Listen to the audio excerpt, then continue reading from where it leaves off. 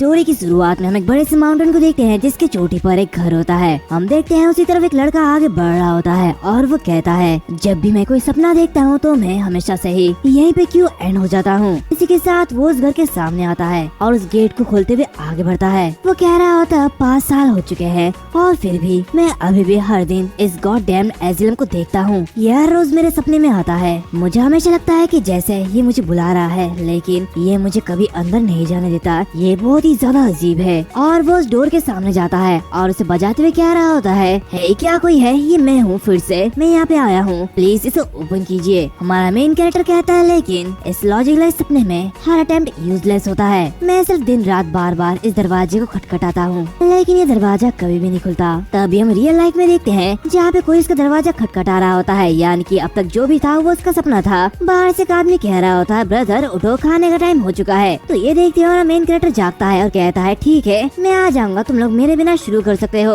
इसी के साथ वो मन कह रहा होता है, ये कितना ज्यादा बेकार है, पूरी रात उस दरवाजे को खटखटाना, ये कितना ज्यादा थका देने वाला है। और उस दिन के बाद से मैं न केवल साइको बन गया बल्कि मैं अंधा भी हो गया। मैं अपनी आंखों से देख नहीं पाता और स्पेशली मैंने अपने देखने का तरीका बिल्कुल बदल लिया है। इसी के साथ वो बाहर आता है जहाँ पे वो काम वाली बाई कह रही होती है, डॉक्टर फिर से आपकी जांच करने के लिए आ चुके हैं और वो आपके लिए वेट कर रहे हैं। तो ये सुनते हमारा मेन कैरेक्टर यानी कि लिन क्यूई, हाँ इसका नाम लिन क्यूई है, वो डॉक्टर के पास चले जाता है जहाँ पे वो डॉक्टर कह रहा होता है, लिन क्यूई तुम 17 साल के हो है ना, तो क्या तुम मुझे 10 साल पहले उस इंसिडेंट के बारे में बता सकते हो जिसने तुम्हें मेंटली बीमार कर दिया और अंधा बना दिया था। तो ये सुनते हुए लिन कह रहा होता है, खैर ये सब 10 साल पहले की बात है और ये 10 साल पहले उस रात की वजह से है जब मैं छत पर बैठा हुआ था, मैं चांद को देख रहा था और तभी मैंने एक एंजल को देखा। उन्होंने सुनहरा कपड़ा पहन रखा था और वो अपनी 6 गोल्डन विंग्स को फैलाते हुए आगे बढ़ रहे थे। ये सुनते हुए वो डॉक्टर कह रहा होता है, एक सैरप, क्या ये वही था? लिन कहता है हाँ, और उस दिन के बाद से मैं अपनी आंखों को खोल नहीं पाया। तो वो डॉक्टर उसकी बातों को नोट करते हुए कह रहा होता, अच्छा तो ये सब हुआ था? लिन कहता है नहीं, ये सब के सब बस मेरी इमेजिनेशन है। तो डॉक्टर कहता है, क्या ये तुम क्या बोल रहे हो? लिन कहता है, मैं सिर्फ छत से नीचे गिर गया था जहाँ पे मेरे सर में काफी ज्यादा चोट लगी थी।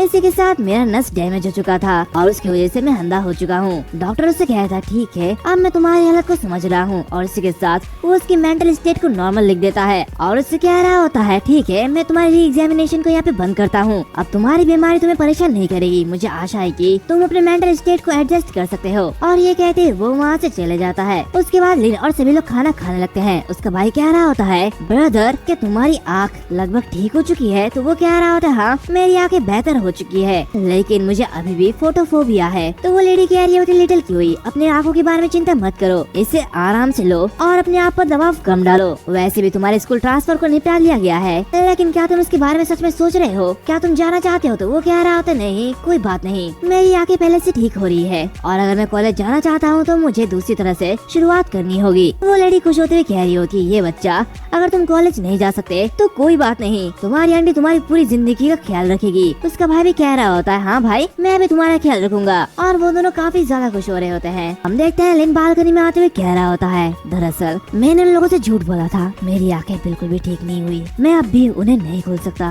रत्ती भर भी नहीं। और वो उन्हें खोलने की पूरी कोशिश करता है लेकिन वो उसे खोल नहीं पाता। और वो फिर से अपनी आंखों में पट्टी बांधते हुए कह रहा होता है, लेकिन मैं उस समय झूठ बोल रहा था, अगर मेरी आंखें बंद है फिर भी मैं अपने आसपास देख सकता हूँ। 5 साल पहले मेरी आंखें बदलने लगी थी और इसने मेरे आसपास के एनवायरनमेंट को फील करने की इजाजत दी थी। कि शुरुआत सिर्फ कुछ सेंटीमीटर से हुई थी लेकिन फिर ये लंबी हो गई और जैसे जैसे टाइम बीतता जाता है ये साफ होते जाता है और अब ये 10 मीटर लंबा हो चुका है। और अगर किसी पर्सन की साइट रेंज अगर 10 मीटर है फिर वो अभी भी कुछ हद तक एक अंधा इंसान है, लेकिन मेरे लिए इस 10 मीटर का मतलब सब कुछ है। और ये कहते हुए फिर से उस मून की तरफ देख रहा होता है। हम उस मून में उस कोट को देखते हैं जो कि लिन की तरफ देखते हुए कह रहा होता है, क्या तुम अभी भी मुझे देख रहे हो? दूसरी तरफ हम लिन को देखते हैं जो कि कह रहा होता है, ठीक है मैं सोने के लिए जा रहा हूँ और मैं फिर से वही सपना देखूंगा। सीन चेंज होता है, हमें दूसरी तरफ दिखाया जाता है जहाँ पे कुछ लोग कुछ मॉन्स्टर्स के पीछे भाग रहे होते हैं। ये देखते हुए वो जो लोग होते हैं वो कह रहे होते हैं, बाकी सभी लोग उन्हें बैक स्ट्रीट पर काट दो। इसी के साथ वो ओल्ड झाव को कॉल करता है। हम दूसरी तरफ ओल्ड झाव को देखते हैं जो कि एक तरफ बैठे हुए सिगरेट पी रहा होता है और ये काफी ज्यादा बैडएस लग रहा होता है। वो कहता है 3 साइन पोस्ट अपनी जगह पर है। इसी के साथ वो अपनी फॉरबिडन रूइंस का इस्तेमाल करता है और उस फॉरबिडन का यूज करते हुए वहाँ पे 3 बैरियर क्रिएट कर देता है जो कि एक बड़े बैरियर में बदल जाती है। और इसी के साथ वो मॉन्स्टर को घेर लेती है जहाँ पे उनके पीछे करने वाला इंसान उससे कह रहा होता है, अब भागने की कोशिश मत करो, इसी के साथ वो अपने स्कार्फ को हटाती है और ये एक लेडी होती है, वो उससे कह रही होती है तुम इस एरिया से बाहर नहीं निकल सकते, तो एलिमिनेशन अभी शुरू होता है, अब तुम लोग मरने वाले हो। फिर हमें अगले दिन का सीन दिखाया जाता है जहाँ पे हम लिन को देखते हैं जो कि स्कूल जा रहा होता है, तो उसे देखते हुए लड़कियाँ पागल हो रही होती है। वो लोग कह रही होती है देखो ये तो काफी ज्यादा सुंदर है। लिन मनी मन कहता है भले ही हाई स्कूल का ये मेरा पहला दिन है लेकिन मैंने सब कुछ प्रिपेयर कर लिया है। फिर हम क्लास में देखते हैं जहाँ पे वो टीचर कह रही होती है आज हम एक स्पेशल स्टूडेंट को वेलकम करेंगे, क्या यहाँ के स्टूडेंट उससे हाथ दे सकते हैं उसे क्लास के साथ जुड़ने की मदद करने के लिए। और वो सभी से लिन को इंट्रोड्यूस करती है। लिन मनी मन कह रहा होता है पिछले टर्म में सभी सोशल ग्रुप्स क्लास में पहले से फॉर्म हो चुके थे, इसलिए एक ट्रांसफर स्टूडेंट के रूप में मेरे लिए इसमें फिट होना थोड़ा मुश्किल है, लेकिन एक डिसेबल ट्रांसफर स्टूडेंट के रूप में अकेले रहना ये थोड़ा अजीब है। हालांकि ये उतना भी ज्यादा बुरा नहीं है, एटलीस्ट मैं अपनी स्टडी पे फोकस कर सकता हूँ। तभी एक लेडी आते हुए से कह रही होती है लिन तुम मेरे साथ बैठ सकते हो। इसी के साथ और एक बंदा आते हुए से कह रहा होता है चलो मुझे अपना बैग दे दो। तभी और एक लड़का कह रहा होता है ये तुम्हारी सीट है, यहाँ पे बैठ जाओ, और सभी उसकी तारीफ कर रहे होते हैं, उसकी मदद कर रहे होते हैं। इसी के साथ ये क्लास यहीं पर खत्म हो जाता है। हम देखते हैं सारे के सारे बच्चे उसे घेर रखे होते हैं और कहते हैं वैसे तुम किस स्कूल से ट्रांसफर हुए हो। तो दूसरा बंदा कहता है वैसे तुम्हारी आंखों के साथ क्या हुआ है, क्या ये कोई एक्सीडेंट था। तभी एक लड़की कहती है लिन मैं जियांग कियान हूँ, मैं तुम्हारी क्लास की लीडर हूँ, तो किसी भी चीज के लिए बेहिचक मेरे पास आना। तो दूसरा बंदा कहता है मैं ली यही पे हूँ, अगर कुछ खाने पीने के लिए लेना है तो मुझे बताना, मैं तुम्हें कैफेटेरिया में ले जाऊंगा। और एक बंदा कहता है मैं ली युआन हूँ। ये सब देखते हुए लिन मनी मन कह रहा होता है क्या आखिर जैसा मैंने सोचा था ये उससे अलग क्यों है। लिन उन लोगों से कह रहा होता है गाइस क्या तुम लोग मुझे जानते हो। तो जियांग कह रही होती है हमारे होमरूम टीचर ने हमें बताया है। तभी ली जियांग को मारते हुए कह रही होती नहीं नहीं लिन तुम्हारी मौत से कुछ दिन पहले यहाँ पे आई थी। हम पास्ट में देखते हैं जहाँ पे वो लेडी उन स्टूडेंट से कह रही होती प्लीज तुम सभी मेरे भतीजे का अच्छे से देखभाल करना क्योंकि वो यहाँ पे आने वाला है। इसी के साथ उसकी नजर थोड़ी कमजोर है, उसे ठंड लग सकती है, तो प्लीज मेरे बच्चे का अच्छे से देखभाल करना। हम पर्चन में देखते हैं ली कह रहा होता है उस दिन वो दरवाजे पर खड़ी थी और उसने हमें एक एक करके कैंडीज देते हुए हमसे तुम्हारा ख्याल रखने को कहा था। ये देखते हुए लिन हंसते हुए कह रहा होता और कहता है अच्छा तो ये सब इसलिए है। इसी के साथ वो टीचर सभी को पढ़ाने लगते हैं। लिन मनी मन कह रहा होता है मैं आंटी के एफर्ट्स को बर्बाद नहीं कर सकता। हम देखते हैं वो टीचर कह रहे होते हैं लगभग 100 साल पहले 7 कॉन्टिनेंट और 4 ओशियंस और 200 या फिर उससे ज्यादा कंट्रीज थी, लेकिन कुछ दिन पहले ही अंटार्कटिका में एक एंडलेस फॉग दिखाई दिया। एक रहस्यमयी और जहरीला फॉग खतरनाक स्पीड से फैल रहा था जिसने 24 घंटे के अंदर ही सरफेस के 98% हिस्से को अपने कब्जे में ले लिया। वो इंसानों के जरिए सोचे जाने वाली चीजों से भी परे थी और कोई भी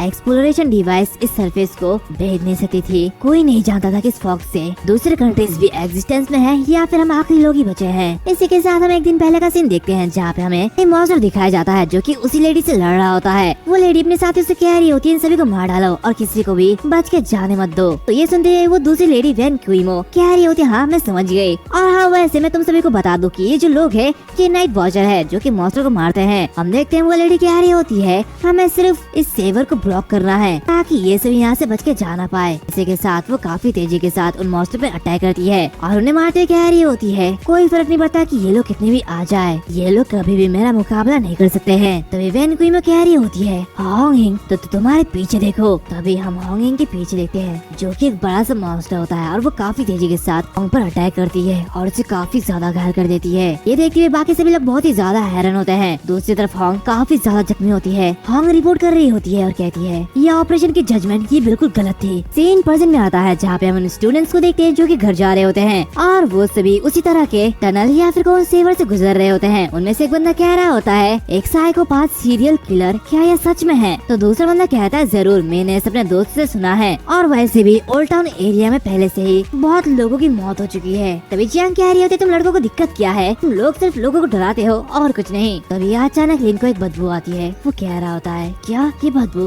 ये तो एक लाश की बदबू है। दूसरी तरफ वो लोग आपस में कह रहे होते ये तो इम्पॉसिबल है, अगर इतना कुछ बड़ा हो चुका है तो खबर पहले से ही बाहर आ चुकी होती। तो ली कहता है हाँ ये सच क्यों नहीं हो सकता, मैं तुम्हें बता रहा हूँ कि जो हुआ उसमें कुछ गड़बड़ है। तभी लिन कह रहा होता है रुको क्या तुम लोगों को किसी चीज की बदबू आई। तो ली उस टनल को देखते हुए कह रहा होता है तुमने जो बोला उसके बाद ऐसा लगता है कि ये स्मेल यहाँ से आ रही है, तो चलो अंदर जाके देखते हैं, शायद मुझे यहाँ पे लाइट जलानी चाहिए। और ये कहते ही वो अपने फोन की टॉर्च को जलाता है। तभी वो अपने सामने एक लेडी की लाश को देखता है। ये देखते हुए सभी लोग काफी ज्यादा घबरा जाते हैं और वो लोग देखते हैं एक मॉन्स्टर उस लेडी को खा रहा होता है। तभी वो मॉन्स्टर उसे फेंकते हुए उनकी तरफ आगे बढ़ता है। ये देखते हुए ली कह रहा होता है बस वहाँ पे खड़े मत रहो जाओ, यहाँ से भागो। सभी लोग वहाँ से भागने लगते हैं। लिन कह रहा होता है मैं ये महसूस कर सकता हूँ, ये ठीक मेरे पीछे है। और ये कहते वो भी आगे भागने लगता है। दूसरी तरफ जियांग काफी ज्यादा घबरा जाती है और अपने बैग को लिन की तरफ दे मारती है, लेकिन लिन उसे डॉज कर लेता है और वो जो बैग है वो उस मॉन्स्टर को जा लगती है। लिन बाहर निकलने वाला होता है कि तभी उसके सामने और एक मॉन्स्टर आ जाता है जो कि जियांग को पकड़ लेता है। ये देखते हुए लिन और भी ज्यादा हैरान होता है और कहते हैं क्या ये दूसरा मॉन्स्टर, मुझे क्या करना चाहिए? लगता है अब मैं सिर्फ फाइट बैक कर सकता हूँ। इसी के साथ वो अपनी छड़ी को लेते हुए उन मॉन्स्टर से फाइट करने लगता है, जहाँ पे वो एक ऊपर काफी तेजी के साथ अटैक करता है, लेकिन वो मॉन्स्टर भी उस पर अटैक करता है, जिसकी वजह से वो काफी ज्यादा दूर जाके गिरता है। तभी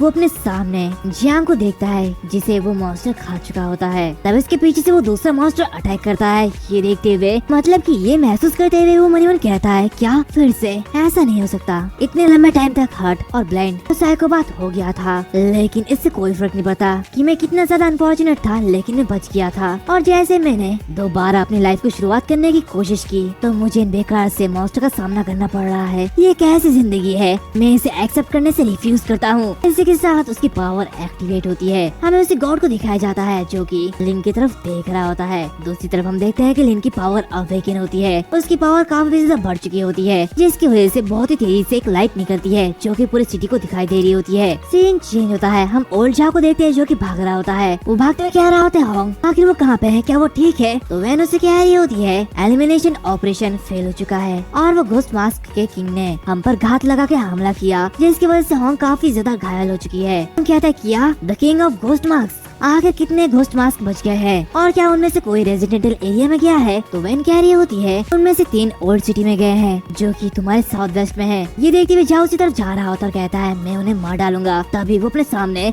उसी रोशनी को देखता है। ये देखते हुए वो काफी ज्यादा हैरान होता है। वो कहता है क्या ये एक नए फॉरबिडन रूइन का जन्म है? ऐसा कैसे हो सकता है? तो दूसरी तरफ वैन ये सब देखते हुए कह रही होती है आखिर ये एक ऐसी रोशनी है, इसकी फोर्स काफी ज्यादा स्ट्रॉन्ग है। ऐसा लगता है कि ये 5th बाउंड्री के स्ट्रॉन्गेस्ट में से एक होगा, लेकिन रुको ये 6th बाउंड्री क्लेन तक भी पहुंच चुका है। जाओ कह रहा होता है कैंग नांग जैसा मजबूत इंसान एक छोटी सिटी में कैसे दिखा देगा, आखिर वो यहाँ पे आ ही नहीं सकता। तो दूसरी तरफ और एक बंदा ये देखते हुए कह रहा होता है ये कुछ इंसानों जैसे फॉरबिडन रूइंस नहीं है, ये उससे ज्यादा है, ये गॉड रूइंस है। सीन चेंज होता है। हम लिन को देखते हैं जिसकी पावर बहुत ही ज्यादा बढ़ चुकी होती है। इसी के साथ इसे god code 003 the king of angels Michael भी कहा जा रहा है। इसी के साथ उसकी आंखें भी खुलती है और वो कह रहा होता है 10 साल हो गए हैं जब से मैंने इस दुनिया को नहीं देखा है, ये काफी ज्यादा बढ़िया है। तभी वो मॉन्स्टर्स के ऊपर अटैक करते हैं। ये देखते हुए वो काफी इजीली उसे डॉज करते हुए कह रहा होता है ये तो काफी ज्यादा स्लो है, सिर्फ मेरी रिएक्शन स्पीड ही नहीं बल्कि मेरी सेंसिंग रेंज भी बहुत ही ज्यादा बढ़ चुकी है, जो कि 20 मीटर के रेडियस में आ चुकी है।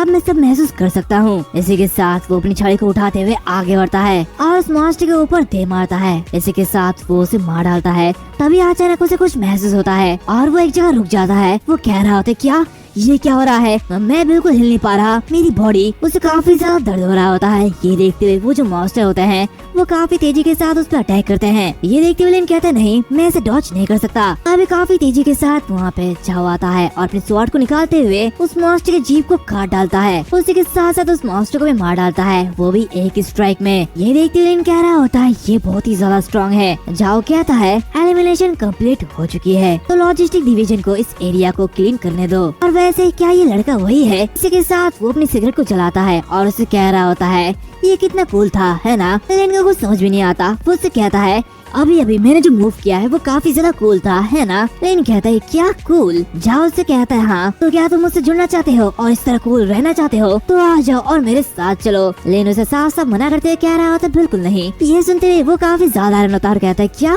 क्यों नहीं? लिन कहता है ये काफी ज्यादा जोखिम भरा है, मैं ये नहीं कर सकता। जाओ उससे कहता है तो फिर इस बारे में क्या ख्याल है, चलो इस जगह को बदलते हैं और एक लंबी बातचीत करते हैं। मेरा नाम जाओ कांग चेन है और मैं कोई बुरा आदमी नहीं हूँ। तो लिन आगे बढ़ते हुए कह रहा होता है हाँ मुझे आप पर यकीन है, बस मुझे अपना बैग लेने दीजिए, मेरे टेक्स्ट बुक अभी भी यहीं पर ही गिरे हुए हैं। और ये कहते हैं वो आगे बढ़ता है। जाओ से कह रहा होता है अरे तुम फिर से आगे बढ़ रहे हो, इतनी जल्दी मत करो। लेकिन उसके धुएं की वजह से खांस रहा होता है। जाओ से कहता है तो मैंने अपनी सभी चार्म का यूज कर लिया है और मैं अभी तक इस लड़के को जीत नहीं सका, आखिर मुझे क्या करना चाहिए? हम देखते हैं लिन घर आ जाता है जहाँ पे उसका भाई कह रहा होता है भाई तुम्हें इतनी देर क्यों हो गई है, आखिर तुम इतनी लेट घर पे क्यों आए हो? तो वो कह रहा होता है ये कुछ भी नहीं था। वैसे क्या तुमने अपना होमवर्क पूरा कर लिया है? तो वो कहते हैं हाँ ब्रदर, मैंने सब कुछ पूरा कर लिया है। लिन कहता है मैं थोड़ा थक गया हूँ तो इसलिए मैं सबसे पहले बिस्तर पर जा रहा हूँ और तुम इसे जल्दी करके सोने के लिए चले जाओ। और वो आगे अपने रूम में जाने लगता है। उसका भाई उससे कहता है ब्रदर क्या तुम सचमुच ठीक हो? तो लिन रुकते हुए कह रहा होता है हाँ मैं ठीक हूँ, तुम जल्दी से जाओ और सो जाओ। तो उसका ब्रदर कहता है ठीक है, गुड नाइट। और वो अपने पपी से कह रहा होता है वैसे क्या तुमने कुछ स्मेल किया? उसके कपड़े पर कुछ अजीब से स्मेल थे। हम देखते हैं लिन अपने रूम में चले जाता है और अपने बेड में लेटते हुए मनीमन कह रहा होता है स्कूल के पहले दिन ही ऐसी चीजों से निपटना ये काफी ज्यादा थका देने वाला है। इसी के साथ वो आदमी मुझे रिक्रूट करना चाहता है, वो जरूर कोई नॉर्मल इंसान नहीं है और शायद इसके पीछे कोई बड़ा ऑर्गेनाइजेशन है जो कि इस दुनिया के डार्क साइड को जानता है। हालांकि मैं इसके बारे में जानना चाहता था कि क्या हुआ, लेकिन एक बार सीक्रेट पता चलने के बाद इससे बचना काफी ज्यादा मुश्किल हो जाएगा और मैं कोई हीरो नहीं बनना चाहता। मैं यहाँ पर बस अपने घर की रक्षा करना चाहता हूँ और कुछ नहीं। ये कहते ही वो सो जाता है और वो फिर से उसी सपने में पहुंच जाता है जहाँ पे वो फिर से उसी घर के सामने आता है। वो कह रहा होता है यहाँ मैं फिर से आ चुका हूँ। दिन में मॉन्स्टर से फाइट करने के बाद फिर से नींद में यहाँ पे बस दरवाजा खटखटाना, वाह ये कितना ज्यादा अच्छा है। ये कहते ही अपने हाथ को आगे बढ़ाता है, तभी उसे कुछ महसूस होता है और वो कहता है रुको ये क्या हो रहा है? क्या इस बार मैंने दरवाजे को नहीं खटखटाया? और ये कहता ही उस दरवाजे को धकेलता है जिससे कि वो दरवाजा ओपन होता है और गॉड्स एजिलम फाइनली ओपन हो जाती है। इसी के साथ वो आगे बढ़ता है और कहता है 5 साल के बाद मैं फाइनली इसके अंदर आ चुका हूँ। वो आगे बढ़ते हुए यहाँ के चारों तरफ देख रहा होता है और कहता है ये स्ट्रक्चर बिल्कुल वही है, ये ड्रीम काफी ज्यादा अजीब है। तभी वो आगे जाता है और एक अलग जगह को देखता है। ये देखते हुए कहता है क्या एक अलग जगह? आगे बढ़ता है और एक अजीब सी डोर को देखते हुए कह रहा होता है आखिर ये कैसी जगह है? मुझे मत बताओ कि ये एजिलम इसे किसी गॉड ने लॉक कर दिया है। वो उस दरवाजे को खोलने के लिए आगे बढ़ता है कि तभी उस दरवाजे में बनी हुई साइन चमकने लगती है और वो दरवाजा खुलता है। तभी वो देखता है कि उसके सामने एक लेडी बैठी हुई होती है। ये देखते हुए वो कह रहा होता है क्या एक वुमेन? इसी के साथ वो साइज में काफी ज्यादा बड़ी लगती है। वो उससे कह रहा होता है हेलो मैं लिन हूँ, वैसे आप यहाँ पे क्या कर रही है? तभी उसे एक मिशन आता है जहाँ पे बताया जाता है कि पेशेंट NYX उसे उसकी मेंटल इलनेस से बाहर निकलने के लिए उसकी मदद करो और जब उसकी रिकवरी प्रोग्रेस 100% तक पहुंच जाएगी तो NYX की पावर का आधा हिस्सा तुम ले पाओगे, जहाँ पे उसकी करंट रिकवरी प्रोग्रेस 0% होती है। ये देखते हुए वो काफी ज्यादा हैरान होता है, कहता है क्या NYX यानी कि नेक्स्ट, क्या ये वही ग्रीक माइथोलॉजी से गॉडेस ऑफ नाइट है? इसके सामने कई सारे सिस्टम ओपन होते हैं तो बताया जाता है कि ये लेडी ग्रीक माइथोलॉजी से द गॉडेस ऑफ नाइट है जो कि 5 जेनेसिस गॉडेस में से एक है और इसके पास एक ही टाइम पर मॉर्टल्स और गॉड्स को टेक डाउन करने की पावर है। ये देखते हुए वो कह रहा होता है क्या उनकी जैसी पावरफुल गॉडेस को किसी तरह की मेंटल इलनेस हो सकती है और आखिर मैं इन्हें कैसे क्योर कर सकता हूँ? और इसी के साथ मुझे ये समझ नहीं आ रहा कि उनकी बीमारी क्या है, क्या ये डिप्रेशन है या फिर OCD या फिर स्काइज़ोफ्रेनिया या फिर कोई डेल्यूजनल डिसऑर्डर। वो उससे कह रहा था क्या तुम मुझे सुन सकते हो? तभी अचानक वो लेडी चिल्ला उठती है और कहती है मेरा बच्चा, और तभी वो लिन को देखती है। ये देखती हुई लिन काफी ज्यादा हैरान होता है। वो कहता है क्या ग्रीक गॉडेस चाइनीज में बात कर सकती है? तभी वो गॉड आगे बढ़ती है और कह रही होती है फाइनली मेरे बच्चे मैंने तुम्हें ढूंढ लिया है। जो कि सुनते हुए लिन बिल्कुल हैरान। वो कह रहा होता है क्या एक बच्चा? क्या वो मुझे बुला रही है? जहाँ तक मुझे याद है मेरा पालन पोषण मेरी चाची ने किया है और एक्चुअली मुझे मेरे मॉम डैड याद नहीं है कि क्या ये मेरी मॉम है। तभी वो लेडी आगे बढ़ते हुए कह रही होती मेरे बच्चे आओ और गले लगो। ये देखते हुए लिन भी काफी ज्यादा खुश होती है, लेकिन वो गॉड उसे इग्नोर करते हुए एक गमले को गले लगा लेती है और कहती है मेरे बच्चे क्या तुम सच में जिंदा हो? आखिरकार तुम मुझे मिल ही गए। जो कि देखते हुए लिन काफी ज्यादा हैरान होता है। वो उसे देखते हुए कह रहा होता है तो ये सचमुच बीमार है, ये क्या पागलपन है? आखिर ये कैसी बीमारी है? और तभी उसका वो सपना टूट जाता है और वो फिर से रियल वर्ल्ड में अपनी आंखों को खोलता है। कह रहा होता है आखिर मैं उसका इलाज कैसे करूं? दूसरी तरफ हम देखते हैं जहाँ अपने साथियों से कह रहा होता है उस बच्चे ने कल मुझे काफी ज्यादा हैरान कर दिया, तो चलो देखते हैं जब मैं उसके स्कूल के गेट के सामने खड़ा रहूंगा तो वो कहाँ छिपेगा। और वो मन कह रहा होता है मैंने सोचा था कि ये एक पावरफुल क्लीन स्टेज में से एक होगा, लेकिन जब मैं वहाँ पे गया तो मुझे पता चला कि ये एक न्यूबी है जो कि जान बाउंड्री में पहुँच चुका है। उनका लीडर उन सभी लोगों से कह रहा होता है हमें किसी कीमत पर ये चाहिए, हम इसे एशियन गॉड को पकड़ने नहीं दे सकते और ये ऑपरेशन उस घोस्ट मास्क के किंग को पकड़ने से भी कई ज्यादा प्रायोरिटी देता है। ये काफी ज्यादा इम्पोर्टेंट है। हम देखते हैं जहाँ सुबह सुबह लिन के स्कूल के सामने खड़ा होता है और मनीमन कहता कहता है मैं हैरान हूँ कि आखिर ये कैप्टन ये कैसे कर रहे हैं और क्या वो घोस्ट मास्क के किंग को पकड़ने में सक्सेसफुल हो पाएंगे। इसी के साथ वो अपने साथी से कह रहा होता है क्या वो बच्चा अभी तक स्कूल नहीं आया है। सीन चेंज होता है, हम एक साइकियाट्रिस्ट को देखते हैं जो कि लिन से कह रहा होता है तो तुमने कहा कि वो तुम्हारी दोस्त है और वो जो कुछ भी देखती है उसे अपने बच्चे के रूप में देखती है। लिन कहता है हाँ बिल्कुल। वो डॉक्टर कह रहा होता है और वो बहुत देर तक रोती है। लिन कहता है हाँ पूरे समय है। वो उसकी बातें सुनते हुए कह रहा होता है ऐसा लगता है कि तुम्हारा ये दोस्त सचमुच बीमार है। मेरा सुझाव यह है कि उसे ट्रीटमेंट के लिए हमारे हॉस्पिटल में लेके आइए। तो लिन कह रहा होता है उसकी सिचुएशन काफी ज्यादा अलग है इसलिए वो हॉस्पिटल में अपना इलाज नहीं करवा सकता। वो ये सुनते हुए कह रहा होता है अगर वो हॉस्पिटल में भर्ती नहीं हो सकता तो मैं सिर्फ उसे दवा दे सकता हूँ और इसी के साथ मैं तुम्हें उसके लिए कुछ रेमेडीज दे सकता हूँ। तुम इसके लिए ये ट्राई कर सकते हो लेकिन अगर उसके हालत में सुधार नहीं होता तो तुम्हें उसे यहाँ पे लाना ही होगा। तो ये सुनते हुए लिन मनीमन कहता है कि असल जिंदगी में इस दवा को सपने में ले जाया जा सकता है और वो उस दवाई को लेते हुए वहाँ से निकल जाता है और आगे बढ़ते हुए कह रहा होता है हाँ अगर मैं इस दवा को ले भी लूँ तो प्रोबेबली ये गॉड पर काम नहीं करेगा। तभी अचानक उसके सामने झाओ आ जाता है जो कि देखते हुए वो काफी ज्यादा हैरान होता है। झाओ लिन को देखते हुए कह रहा होता है मैं सुबह 6 बजे से तुम्हारे यहाँ पे इंतजार कर रहा हूँ और मैं सच में पूरे दिन धूप में खड़ा था और मैं अब तुमसे मिल रहा हूँ। मुझे तुम्हारे ऊपर काफी ज्यादा गुस्सा आ रहा है। जो कि देखते हुए लिन वहाँ से भागने लगता है। ये देखते हुए झाओ कह रहा होता है तुम कहाँ जा रहे हो और ये कहते हुए वो काफी तेजी के साथ उसके सामने आ जाता है और उसे दीवार के साथ पकड़ लेता है। वो उससे कह रहा होता है क्या तुम अभी भागना चाहते हो? फालतू कमीने, मैंने तुम्हें पकड़ लिया है। लिन उसे देखते हुए कह रहा होता है क्या मैं तुम्हें जानता हूँ? ऐसा तो बिल्कुल नहीं है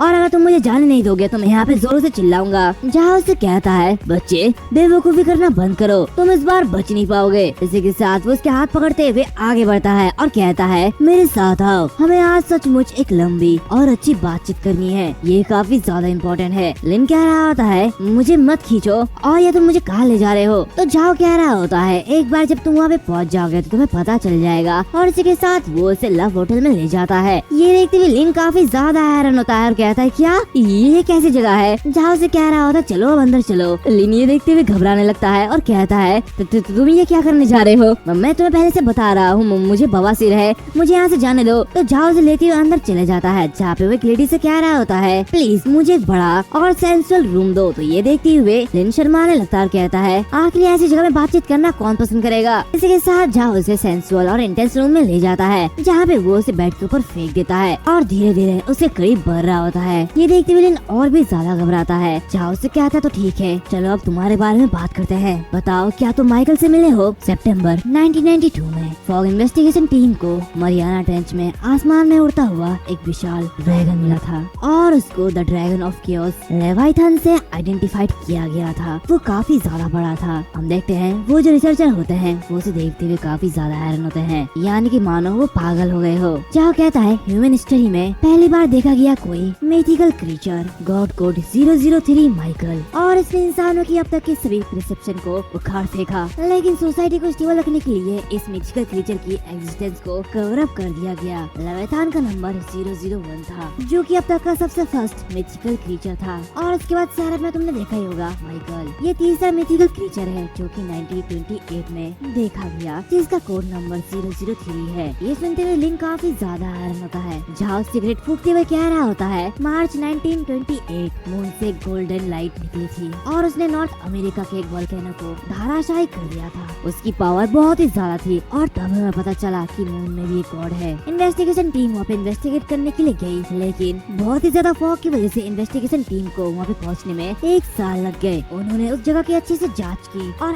आखिर में उन्हें सील कोड 004 गॉड मिला जो कि the end of the creator है और वो एक फॉलन एंजल लूसीफर था। हम देखते हैं वो जो एंजल होता है वो काफी ज्यादा बड़ा होता है। झाओ कहता है उसी टाइम इंसानों का एहसास होने लगा कि कोहरा दिखाई देने के बाद पैदा हुए बच्चे के पास एक स्पेशल पावर अवेकन होने की चांस होती थी, एक स्पेशल पावर जिसे फॉरबिडन विंड कहा जाता है। फॉरबिडन विंड की पावर, रेंज और स्पेशलिटी उसके ओनर के साथ साथ बढ़ेगी और कल रात जो गोल्डन लाइट दिखाई गई थी वो माइकल की पावर वेव थी और तुम्हारे फॉरबिडन विंड्स उसी टाइम अवेकन हो चुकी थी। ये सुनते हुए लिन मनीमन कह रहा होता है तो क्या ये सब था? वो सेंसिंग एबिलिटी मेरी फॉरबिडन विंड्स थी और अपनी आंखों को खोलने के बाद जो डायनामिक विजन और सेरेफ की डिवाइन पावर मिली तो वो एबिलिटी ग्रोथ थी। झाओ से कह रहा होता है स्पिरिचुअल पावर के स्टेट के अकॉर्डिंग हमने फॉरबिडन विंड्स को 6 मेजर बाउंड्रीज में बांट दिया। पहला बाउंड्री जिसे जान कहा जाता है जो कि कप के पानी की तरह है, थोड़ा सा और इकट्ठा हुआ। इसी के साथ सेकंड बाउंड्री को ची कहा जाता है जो कि एक दलदल की तरह भरा हुआ और स्थिर है। तीसरा बाउंड्री जिसे चुआन कहा जाता है,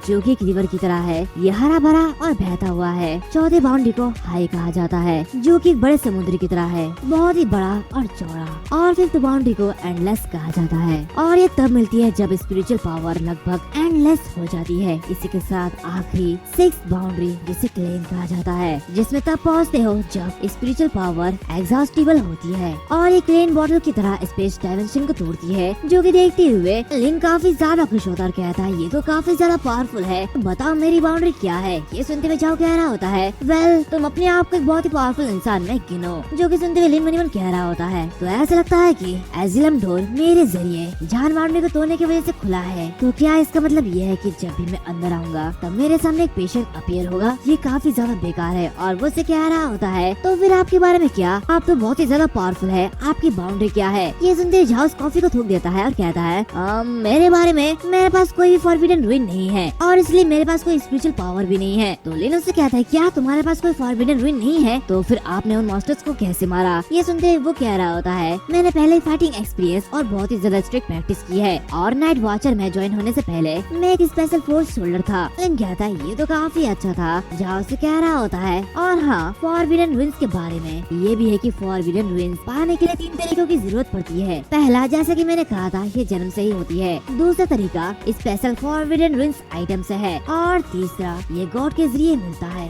गॉड्स अपनी पावर का एक हिस्सा उन लोगों को देते हैं जिन्हें वो इस मॉडल वर्ल्ड में अपने एजेंट के रूप में चूज करते हैं, लेकिन इन एजेंट को गॉड से ऑर्डर्स भी मिलते हैं जिन्हें उन्हें फॉलो करना पड़ता है और उनके एक्शन गॉड्स के विल को रिप्रेजेंट करते हैं। अगर सीधे शब्दों में कहो तो वो बस गॉड के एक एजेंट है। और अब तक के हमने जितने भी गॉड के एजेंट की खोज की है वे सभी एविल गॉड्स के नाम से जाने जाते हैं। उन्होंने एक ऑर्गेनाइजेशन भी क्रिएट किया है जिसे द एशियन गॉड चर्च के नाम से भी जाना जाता है, जिनका बस एक ही गोल है, इस दुनिया में क्योस फैलाना। और वो लिन से कह रहा होता, तो बताओ तुम्हारे लिए माइकल का ऑर्डर क्या है, तुम बताओ कि तुम किस तरफ हो। तो ये सुनते हुए लिन कह रहा होता है, मुझे नहीं पता कि उसने क्या कहा। जाओ कहता है, क्या उसने अभी तो कुछ नहीं कहा, क्या तुमने कभी इसकी आवाज नहीं सुनी, इसका कोई भी मतलब नहीं है। हमारे गेस के अकॉर्डिंग माइकल या तो बुरा है या तो अच्छा है। उसने तुम्हें एक फॉरबिडन रुइन दे दी लेकिन उसने कुछ भी नहीं कहा। आखिर ऐसा कैसे हो सकता है, वो क्या सोच रहा है। लेकिन उससे कहता है, मुझे इससे कोई भी फर्क नहीं पड़ता कि वो क्या सोचता है। अगर वो मुझे कोई भी ऑर्डर देता भी है तो मैं उसे फॉलो नहीं करूंगा और वैसे भी मैं इस तरह के झंझट में नहीं फंसना चाहता। वो चाहे तो ये आंखें भी वापस ले सकता है। ये कहते ही वो उठता है और कहता है, ठीक है तो अगर कुछ और नहीं है तो मैं यहाँ से जा रहा हूँ। तो जाओ से रोकते हुए उसके हाथ को पकड़ लेता है और कहता है, अरे इतनी जल्दी क्यों है, मैंने तुम्हें सब कुछ बता दिया है और तुम बिना कुछ कहे यहाँ से चले जाओगे। ऐसा मत करो। क्या तुम मेरे बारे में या फिर मेरे पीछे के ऑर्गेनाइजेशन के बारे में जरा से भी एक्साइटेड नहीं हो। तो लिन कहता, नहीं मुझे इसमें बिल्कुल भी इंटरेस्ट नहीं है, ये बिल्कुल उन नोबल लॉजिक्स की तरह है और जब मैं एक बार इस ऑर्गेनाइजेशन के सीक्रेट को जान लेता हूँ तो मैं या तो यहाँ पे शामिल हो जाऊंगा या फिर मैं मार दिया जाऊंगा या फिर मुझे बंद कर दिया जाएगा या फिर मेरी यादें मिटाई दी जाएगी। तो मुझे ये सब कुछ नहीं पसंद है और मैं ये सब कुछ नहीं करने वाला हूँ। तो जाओ से कह रहा होता है, क्या टीवी देखना बंद करो, ये तुम क्या कह रहे हो, हम ऐसा कुछ भी नहीं करने वाले। तो लिन चिल्लाते हुए कह रहा होता है, तो अगर मैं ऐसे सुनने के बाद भी शामिल ना हो तो मुझे कोई खतरा तो नहीं होगा। वो उससे कह रहा होता है, ऑफ कोर्स बिल्कुल नहीं, हम सोल्जर्स हैं और हम तुम्हारे साथ ऐसा कुछ भी नहीं करेंगे और जो कि तुम कह रहे हो ये बिल्कुल बकवास है, ये सब बस साउथ की मूवीज में होता है और कुछ नहीं। लिन कहता है, ठीक है मैं ऐसा सुनूंगा, तो बताओ तुम क्या कहना चाहते हो। झाओ से कह रहा होता है, लेविथान के खोज के बाद जिया के मैनेजर मिथिकल बीइंग्स को मारने से रोकने के लिए एक मिलिट्री ऑर्गेनाइजेशन बनाया और इस ऑर्गेनाइजेशन को 139 स्पेशल बीइंग काउंटर ग्रुप कहा जाता है। इसके बाद ज्यादा से ज्यादा मिथिकल बीइंग्स दिखाई दिए गए और ज्यादा से ज्यादा फॉरबिडन रुइंस बिल्डर भी पाए गए, इसलिए हमने कुछ गॉड्स के साथ रिलेशन एस्टेब्लिश करने का फैसला किया और स्पेशल फाइटर के साथ ट्रेनिंग शुरू कर दिया। और इस ऑर्गेनाइजेशन को नाइट वॉचर कहा जाता है और एक सोल्जर के रूप में हमारा मिशन जिया की रक्षा करना है, किसी भी गॉड या फिर मॉन्स्टर के अटैक को रोकना है और लोगों को इससे बचाने के लिए हमारे ये नाइट वॉचर काम करते हैं। तो बताओ क्या ऐसा ग्रेट और अच्छा ऑर्गेनाइजेशन यंग लोगों के लिए अपने देश की रक्षा करने के लिए बहुत ही अच्छा नहीं है, ये काफी ज्यादा कूल है। तो बताओ क्या तुम इसमें ज्वाइन करना चाहोगे। लेनो से कहता है, ये नोबल है, ये कूल है और मैं इसकी सच में रिस्पेक्ट करता हूँ, लेकिन मैं इसमें ज्वाइन होना नहीं चाहता। जाओ से कहता है, क्या लेकिन क्यों। लेनो से कह रहा होता है, क्योंकि मेरे पास एक आंट और एक कजिन है। पिछले 10 सालों से मेरी आंट ने आजिन के लिए कड़ी मेहनत की, इसी के साथ उन्होंने मेरा काफी ध्यान रखा वो जिद्दी है, हमेशा खुद के ऊपर बहुत ही ज्यादा जोर डालती है, जबकि वो दर्द से लगभग रो रही होती है। मैं ठीक उनके सामने बैठा था, लेकिन उन्हें लगा कि मैं उन्हें महसूस नहीं कर सकता। वो बहुत ही सावधानी से और बहुत ही थका देने वाली जिंदगी जीती है। मेरा कजिन बहुत ही ज्यादा होशियार है, जिसपे वो काफी ज्यादा गर्व करती है, लेकिन वो अभी भी बहुत ही ज्यादा छोटा है और वो इस घर को अपने कंधों पर नहीं उठा सकता। इसलिए मुझे हाई स्कूल जाते रहना होगा और घर की देखभाल के लिए पैसे कमाने होंगे। एक दिन अपनी आंटी और कजिन के लिए एक बड़ा घर खरीदूंगा। मेरी आंटी को उस स्थापित कारखाने में काम नहीं करना होगा। इस 10 सालों में उन्होंने मुझ जैसे ऐसे विकलांग को कभी नहीं छोड़ा और अब आखिरकार मेरी आंखें ठीक हो गई है, तो मैं उन्हें पीछे कैसे छोड़ सकता हूँ। मैं अब हर कदम सिर्फ उनके साथ ही रहना चाहता हूँ, इसलिए मैं ऐसा नहीं कर सकता। मुझे उनकी और अपने घर की रक्षा करनी है। तो ये सुनते हुए झाओ काफी ज्यादा खुश होता है और कहता है, तो ठीक है, फिर तुम घर जाओ। मैं तुम्हारे बारे में काफी ज्यादा गलत था। लेनो वहाँ से जाते हुए कह रहा होता है, मुझे इतना कुछ बताने के लिए थैंक यू। तो अब मैं यहाँ से जा रहा हूँ। इसी के साथ वो घर आ जाता है और कह रहा होता है, ये दुनिया कितनी ज्यादा कॉम्प्लिकेटेड है। मॉन्स्टर, गॉड्स, ये सब कुछ कितना ज्यादा अजीब है। दिन में किसी आदमी से बात करना और रात में सपने में किसी पेशेंट का इलाज करना, ये बहुत ही ज्यादा थका देने वाला है। तभी वो अपने सामने डिवाइस को देखता है जो कि झाओ का होता है। ये देखते हुए वो कह रहा होता है, झाओ, क्या ये चीज उसकी है? जहाँ पे उसमें एक मैसेज होता है और उसे बताया जाता है कि जब अंधेरा छाएगा मैं लाखों लोगों के सामने खड़ा हो जाऊंगा और एबिस की ब्लड स्काई पर फैले रहेगी। वैसे मुझे इसका मतलब समझ नहीं आया, तो उसके लिए मैं भी तुम्हें समझा नहीं पा रहा हूँ, लेकिन इसके लिए माफ करना। शायद ये कोई मैसेज हो आगे आने वाले खतरे के लिए। ये देखती विलिन कह रहा होता है, इतना स्ट्रॉन्ग सेंटेंस, क्या ये नाइट वॉचर का स्लोगन है? और इसके साथ वो फिर से सो जाता है, जहाँ पे वो सपने में उसी हवेली में एंटर करता है और आगे बढ़ते हुए कह रहा होता है, तो चलो आज का ट्रीटमेंट शुरू करते हैं। इसी के साथ वो निक्स को लेते हुए एक जगह बैठ जाता है और मन ही मन कहता है, भले ही मैं हॉस्पिटल गया था और ग्रीक माइथोलॉजी के ऊपर कई सारी रिसर्च किए, लेकिन अभी तक मुझे कोई भी आइडिया नहीं आ रहा कि मैं इसे कैसे ठीक करूँ। इसी के साथ वो अपने बुक को ओपन करता है और कहता है, माइथोलॉजी के अकॉर्डिंग निक्स डेफिनेटली एक एशियंट और पावरफुल ग्रीक गॉड है, जिसके लगभग 20 चिल्ड्रन हैं, जिसमें Thanatos, god of death, Hypnos, the god of sleep, the god of light और द ब्राइट, द फेट और मोरोस। इसी के साथ the god of deadly fate और कई सारे चिल्ड्रन शामिल है। क्या ऐसा तो नहीं कि उसे अपने बच्चे की बहुत ही ज्यादा याद आती है? निक्स उन गमले से कह रही होती है, चिंता मत करो, तुम्हारे भाई जल्दी वापस आ जाएंगे। उसे देखते हुए वो कह रहा होता है, क्या उसने इस गमले को अपना बच्चा समझ लिया है या फिर क्या उसके बच्चे को कुछ हो गया हो, जो कि उसे काफी ज्यादा परेशान करती है। मुझे शायद कुछ करना होगा। दूसरी तरफ निक्स कह रही होती है, थैनाटोस जब से छोटा है तब से उसे परेशानी की तलाश में रहना पसंद है, इसलिए जब भी वो वापस आएगा तो मैं उसे एक सजा दूंगी। लेकिन 3000 साल हो गए हैं और वो अभी तक वापस क्यों नहीं आया?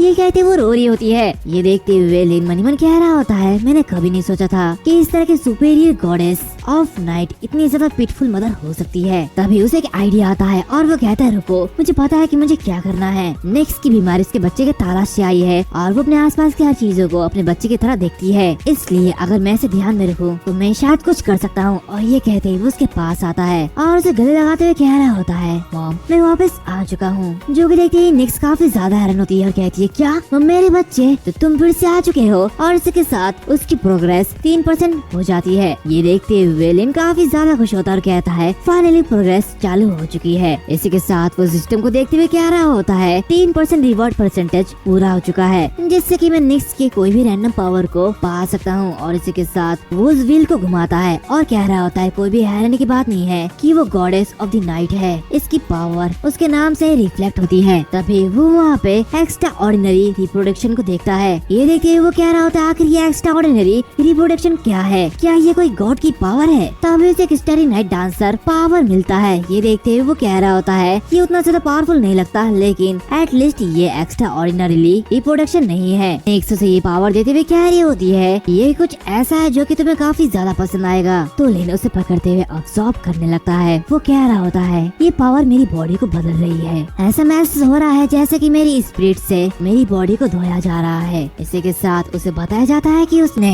नॉक्टर्नल एनिमल के साथ कम्युनिकेट करने वाली एबिलिटी को हासिल कर ली है। इसी के साथ रात के समय उसकी पावर और भी ज्यादा स्ट्रॉन्ग हो जाएगी। रात के दौरान उसकी एग्जिस्टेंस इतनी आसानी से नोटिस नहीं की जाएगी और रात के दौरान उसकी स्पीड स्ट्रेंथ, रेजिस्टेंस और रिकवरी एबिलिटी 5 गुना ज्यादा बढ़ जाएगी। ऐसी पावर देखते हुए वो कह रहा होता है ये स्टारी नाइट डांसर सरप्राइजिंगली बहुत ही ज्यादा पावरफुल है, जो कि मेरे स्ट्रेंथ को 5 गुना बढ़ा देती है। ये तो एक सुपरमैन जैसी पावर है। भले ही मेरी स्ट्रेंथ एवरेज थी, लेकिन 5 गुना एनहेंसमेंट एबिलिटी ह्यूमन लिमिट को पूरी तरीके से तोड़ के रख देगी। और वो उस पावर को लेते हुए कह रहा होता है फाइनली अब मैं इस पावर के साथ अपनी फैमिली की रक्षा कर सकता हूँ। नेक्स्ट उससे कह रही होती है थैनाटोस, क्या तुम नहीं जानते हो कि तुम्हारा छोटा भाई तुम्हें याद करता है, आओ और उसे गले लगाओ। तो लिन कह रहा होता है हाँ मैं ठीक हूँ, वैसे अब मैं यहाँ से जा रहा हूँ। और इसी के साथ वो एक मेडिसिन देता है जो कि सिर्फ गॉड के लिए होता है। वो उसे रखते हुए कह रहा होता है मैं इसे तुम्हारे लिए रख के जा रहा हूँ। और इसी के साथ वो अपने सामने वाले डोर को ओपन करता है। तभी वो अपने सामने कई सारे बॉक्सेस को देखता है। ये देखते हुए वो काफी हैरान होता है और कहता है क्या ये सब क्या है। तभी सुबह सुबह उसकी अलार्म बज जाती है और वो नींद से उठ जाता है। वो उठते हुए कह रहा होता है ये काफी अच्छा सपना था, मैं तरोताजा और आराम महसूस कर रहा हूँ। इसी के साथ वो नीचे जाता है जहाँ पे वो आंटी से कह रहा होता है आंटी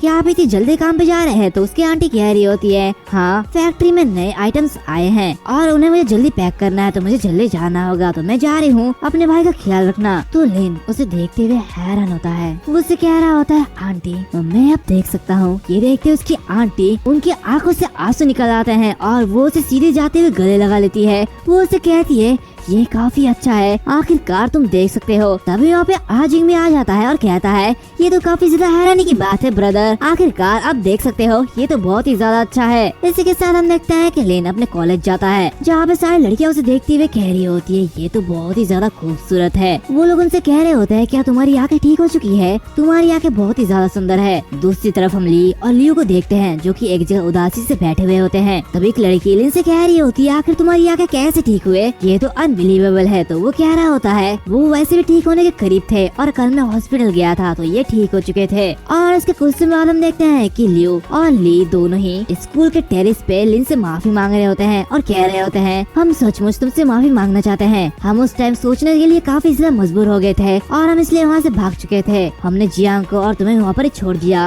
और उसके साथ ये सब हो गया, प्लीज हमें माफ कर दो। तो लिन कह रहा होता नहीं इसकी कोई भी जरूरत नहीं है, खतरे से भागना हर कोई यही करेगा, अगर मैं होता तो शायद मैं तुमसे भी ज्यादा तेज भागता। तो ये सुनते हुए लियो कह रहा था क्या सच में, क्या तुम हमें दोष नहीं दे रहे हो। तो ठीक है वैसे क्या तुम उन लोगों से मिले हो जो कि वहाँ पे नॉन डिस्क्लोजर कॉन्ट्रैक्ट साइन करने के लिए आए थे। उस रात वो लोग मेरे पास आए थे और उन्होंने मुझे लगभग डरा दिया था कि मैं मर जाऊंगा। तो ली कह रहा होता है एक्चुअली मैं उन्हें ज्वाइन करना चाहता था। लिन कहता है क्या ज्वाइन करना चाहते थे। ली उसे कहता है एक नॉर्मल इंसान बनने में कोई भी मजा नहीं है और ये कई लड़कों के सपना है, एक सीक्रेट ऑर्गेनाइजेशन में शामिल होना और एनिमी से लड़ना, ये काफी ज्यादा मजेदार है। लिन उससे कहता है तुम बहुत ही ज्यादा अच्छे बन रहे हो, लेकिन तुम अपने पहले मिशन पर ही मर सकते थे और तुम्हारे मॉम डैड को भी कभी पता भी नहीं चलता और तुम इस दुनिया को अकेले छोड़ देते। ये कहते वो वहाँ से चले जाता है। तो ली काफी हैरान होता है। हम देखते हैं लिन शाम को घर आ जाता है और कह रहा होता है मैं वापस आ चुका हूँ। तभी वो देखता है कि वहाँ पे जाओ बैठा हुआ होता है जो कि देखते हुए वो कह रहा होता है क्या ये तुम हो और तुम मेरे घर में क्या कर रहे हो। जाओ से कह रहा होता है क्योंकि मैंने ये ट्रैकर तुम्हारे पॉकेट में लगा दिया था। तो लिन आगे बढ़ते हुए कह रहा होता है मैंने तुम्हें पहले ही बता दिया है कि मैं ज्वाइन नहीं होने वाला हूँ। जाओ से कहता है हाँ मैं जानता हूँ लेकिन मैं उसके लिए यहाँ पे नहीं आया हूँ। इसी के साथ वो उसे कुछ पैसे देता है जो कि देखते हुए लिन कहता है इसका मतलब क्या है। जाओ सिगरेट जलाते हुए कह रहा होता है वैसे अगर मैं स्मोकिंग करूँ तो क्या तुम्हें कोई दिक्कत है। और फिर जाओ से अपनी कहानी सुनाता है। वो कह रहा होता है जब मैं 6 साल का था तब मेरे डैड गुजर चुके थे, मुझे बड़ा करने के लिए मेरी मॉम को 2 काम करना पड़ा और इसके बावजूद मैंने अच्छे ग्रेड्स बनाए रखे जो कि इस विलेज से बाहर जाने के लिए काफी थे,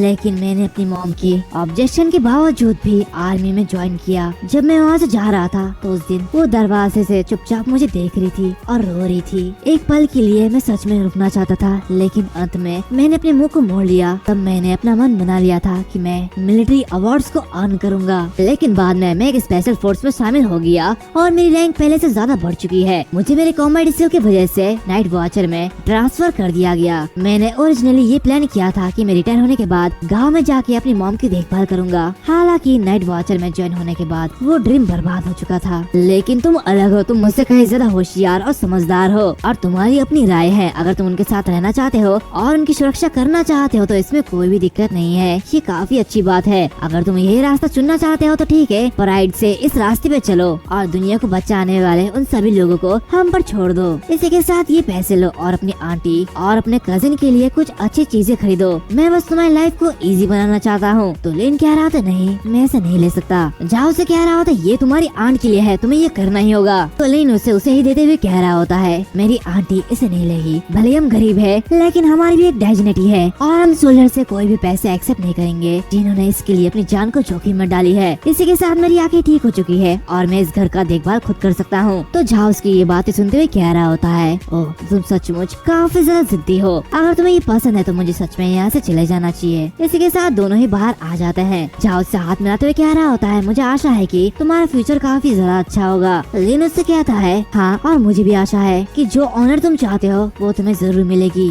और इसी के साथ जाओ वहाँ से जाने लगता है। तब इसकी आंटी भी वहाँ पे आ जाती है। उसके हाथ में कुछ सामान होता है जो कि लेते हुए लिन कह रहा था आंटी इसे मुझे दे दो, मैं इसे लेता हूँ। तो उसकी आंटी कहती है वैसे ये आदमी कौन था, क्या तुम उसे जानते हो? लिन कहता है नहीं वो बस एक प्लम्बर था। जाओ उनकी बातें सुनते हुए वहाँ से आगे बढ़ने लगता है और एक जगह जाते हुए बैठ जाता है। तभी उसे एक इमरजेंसी बुलावा आता है और ये रिपोर्ट सुनते हुए वो काफी ज्यादा हैरान होता है। वो कह रहा होता है क्या the king of ghost mask, क्या वो मेरे रास्ते पे जा रहा है? तो वो दूसरा नाइट वॉचर उसे कह रहा होता है हाँ हमें उसके खून के निशान मिले हैं और उसके मूवमेंट को जज करते हुए ऐसा लगता है कि वो या तो ओल्ड सिटी या फिर डाउनटाउन एरिया की ओर बढ़ रहा है। ये सुनते हुए जाओ काफी तेजी के साथ आगे बढ़ता और कहता है मैं उस समय ओल्ड सिटी में हूँ, तो बताओ क्या प्लान है, मैं उसके पीछे जाऊंगा। वो दूसरा नाइट वॉचर कह रहा होता है होंग यिंग तुम्हें सपोर्ट करने वाले ग्रुप को लीड कर रही है, तो तुम्हारा मिशन इस ओल्ड सिटी को खाली करना है। तो ये सुनते हुए जाओ आगे बढ़ते हुए कहता है क्या होंग यिंग वो तो काफी ज्यादा घायल थी। तो दूसरा बंदा कह रहा होता है कैप्टन डाउनटाउन के मेन फोर्स को लीड कर रहे हैं और डाउनटाउन के लोगों को निकालना काफी ज्यादा मुश्किल है, तो इसलिए अगर घोस्ट मास्क वहाँ पे अपेयर हुआ तो ये काफी ज्यादा मुश्किल हो जाएगा। हम कैप्टन को देखते हैं जो कि इस डाउनटाउन में होते हैं। ये देखते हुए जाओ कह रहा होता है तो ये सिर्फ इसलिए है कि ओल्ड टाउन में बहुत ही ज्यादा कम लोग हैं, तो ये ठीक है। तो वो दूसरा बंदा कह रहा होता है ओल्ड जाओ चिल करो, हमने कभी नहीं कहा कि हम ओल्ड टाउन एरिया को तुम्हारे पर छोड़ रहे हैं, लेकिन अगर वो किंग ऑफ घोस्ट मास्क तुम्हारे सामने आ जाता है तो उसे फेस मत करना। ये कुछ ऐसा नहीं है जिसे कि तुम हरा सकते हो, इसे नॉन कमांडमेंट स्पेस के साथ होल्ड करके रखो, मेन फोर्स जल्दी वहाँ पे पहुँच जाएगी। जो कि सुनते हुए जाओ कह रहा होता है ठीक है मैं समझ गया। इसी के साथ वो कह रहा होता है नॉन कमांडमेंट स्पेस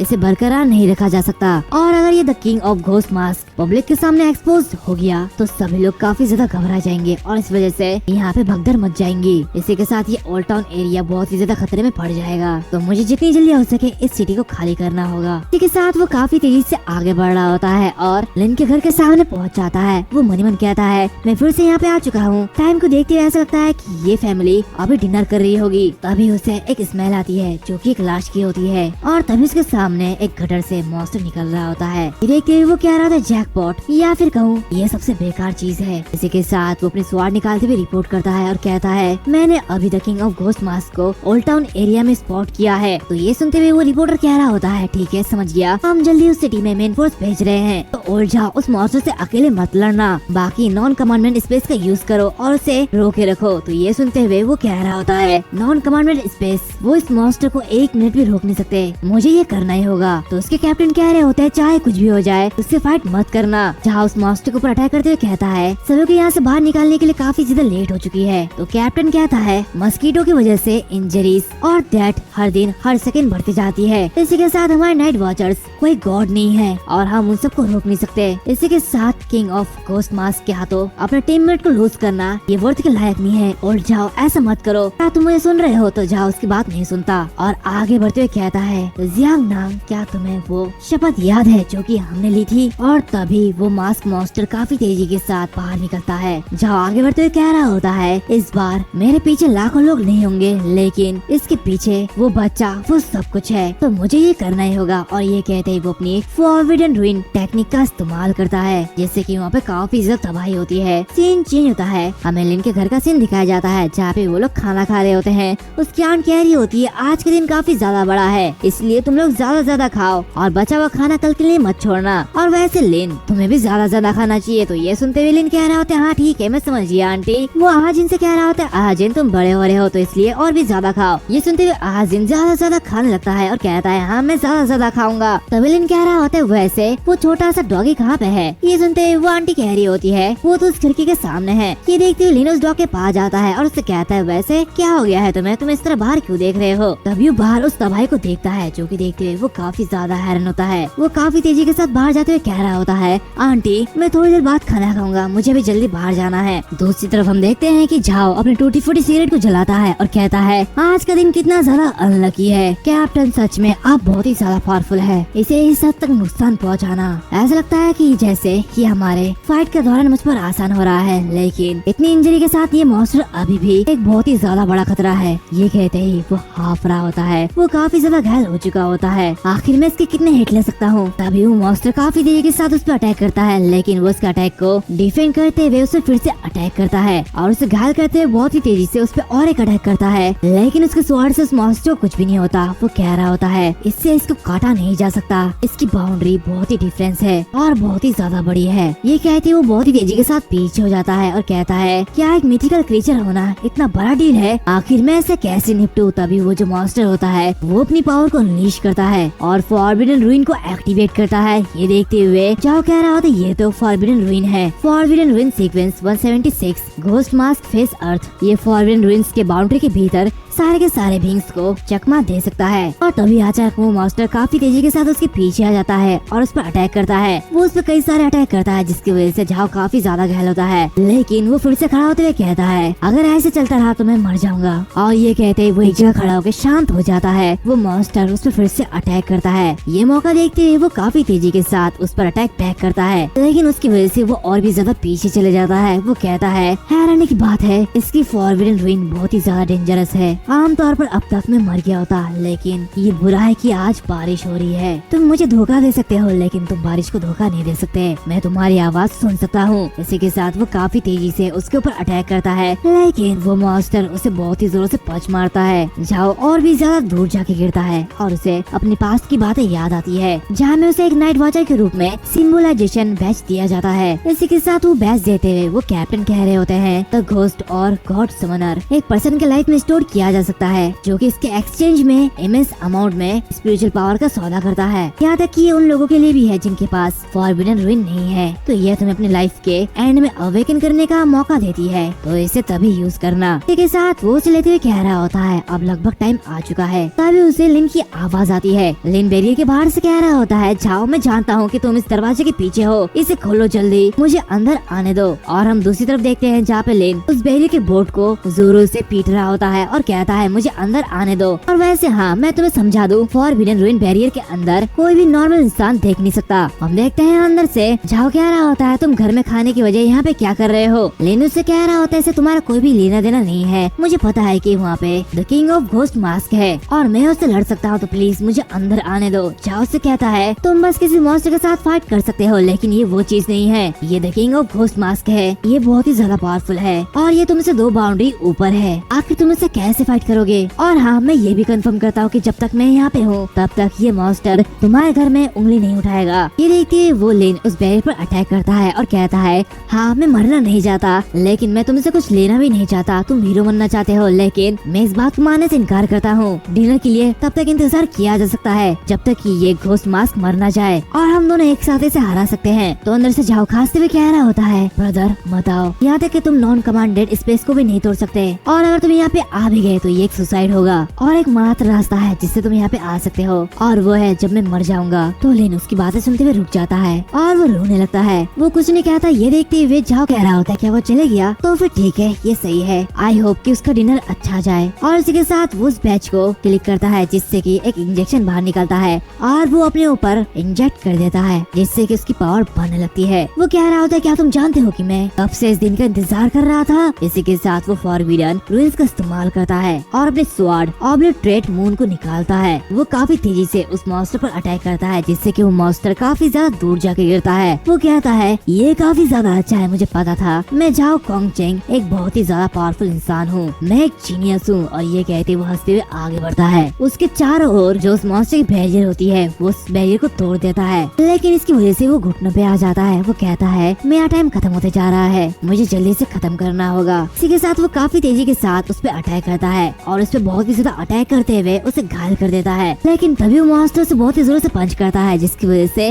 वो काफी ज्यादा दूर जाके गिरता है। दूसरी तरफ वो मॉन्स्टर थोड़ा खुश हो रहा होता है कि तभी वो देखता है कि उसके हाथ कट चुके हैं। दूसरी तरफ झाओ ये देखते हुए हंस रहा होता है और कहता है अब हम दोनों के पास सिर्फ एक ही हाथ है जो कि हम यूज कर सकते हैं। हम देखते हैं झाओ के मुंह से खून निकल रहा होता है। वो कहता है शिट, मैं और दर्द महसूस नहीं कर पा रहा हूँ। वो कहता है नहीं, मैं अभी भी नहीं मरा, मैं अभी भी फाइट कर सकता हूँ। वो खड़ा होता है, तब इसके पीछे से वो बैरियर टूट जाती है। ये देखते ही वो काफी ज्यादा हैरान होता है और कहता है क्या ये तुमने कैसे किया? तो लिन कह रहा होता है मैंने ऐसे बस घूर कर देखा और ये टूट गया। वो मनी मन कहता है लकीली रात के समय ने मेरी स्टेरी नाइट डांसर को एक्टिवेट कर दिया और इस नॉन कमांडेड स्पेस को तोड़ने के लिए सेरेफ की डिवाइन पावर को यूज करने की इजाजत दे दी थी। हालांकि इसमें कुछ स्पिरिचुअल पावर की बर्बादी हुई, लेकिन ये बिल्कुल ठीक है।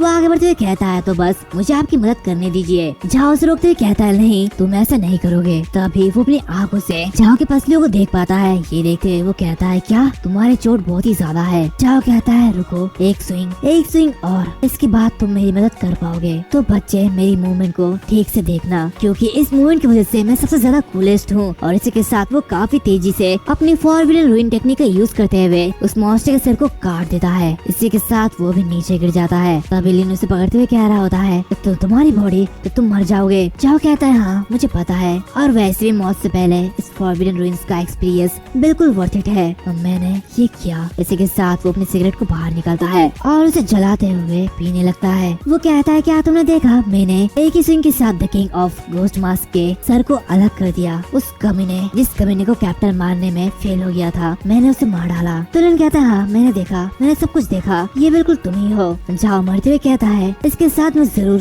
जनरल बन जाऊंगा। तो लिन कहता है जाओ तुम अभी तक जनरल नहीं बने हो, तुम हमें मर नहीं सकते। वो उसे कहता है वैसे क्या ये स्विंग अच्छा था? तो लिन रोते हुए कहता है हाँ ये काफी ज्यादा अमेजिंग था, अभी तक ये मैंने सबसे कूलेस्ट चीज देखी है। तभी जाओ की सिगरेट नीचे गिरती है और वो मर जाता है। लिन ये देखते हुए काफी ज्यादा सैड होता है। वो कहता है नहीं तुम गलत हो, डेथ ये वो चीज नहीं है जिससे मैं डरता हूँ। देखते हैं the king of death mask का सर से टेंटिकल निकल रहा होता है। लिन उसे कह रहा होता है क्या किसी एजिल में फेंका गया बच्चे को मौत से डर होगा? बिल्कुल नहीं, मैंने कई बार अंधेरे में अपने आप को मारने की कोशिश की, लेकिन रोशनी हर बार मुझे बचा लेती, और वो रोशनी जिसने मुझे बचाया है वो मेरा फैमिली है। मैं दूसरे लोगों से काफी ज्यादा हेट करता हूँ, लेकिन तुमने मेरे लिए सब कुछ बचा लिया है, तो मैं तुम्हारे लिए क्या कर सकता हूँ? मैं तुम्हें रिपे कैसे करूँ? तभी इसके पीछे वो king of the ghost mask appear होता है। वो उसे मारने के लिए आगे बढ़ता है कि तभी लिन झाओ के स्वॉर्ड को उठाता है और काफी तेजी के साथ स्टेरी नाइट डांसर को एक्टिवेट करता है और उस पर अटैक करते हुए कहता है इस घोस्ट का फेस इसकी मेन बॉडी है, तो भले ही चाहे ये मुझसे कितना भी पावरफुल क्यों ना हो, मैं इसे मार डालूंगा। और ये कहते वो काफी तेजी के साथ उसके फेस पर अटैक करता है और उस पर अटैक करते जाता है। वो कहता है जब तक तुम्हारे टुकड़े टुकड़े ना हो मैं ऐसे करता जाऊंगा। एंड इसी के साथ साथ ये जो एपिसोड है वो यहाँ पर खत्म होता है। तो बताओ तुम्हें ये सीरीज कैसी लगी? अगर अच्छी लगी हो तो फटाफट कमेंट कर दो, तो जल्दी से फटाफट जाओ और कर दो। मुझे उम्मीद है कि तुम लोग कर दोगे, और उसी के साथ साथ हमारे चैनल को भी सब्सक्राइब कर देना यार। उसी के साथ मैं तुम लोगों को ये भी बताना चाहता हूँ कि मुझे ये सीरीज काफी ज्यादा बेटर लगी एंड इसकी स्टोरी भी बहुत ही ज्यादा अच्छी है, इसके प्लॉट होल्स भी काफी ज्यादा अच्छी है। तो मुझे ये सीरीज तो काफी अच्छी लगी, बाकी तुम लोग कमेंट सेक्शन में बता सकते हो। तो अब मिलते हैं अगले वीडियो में, तब तक के लिए बाय।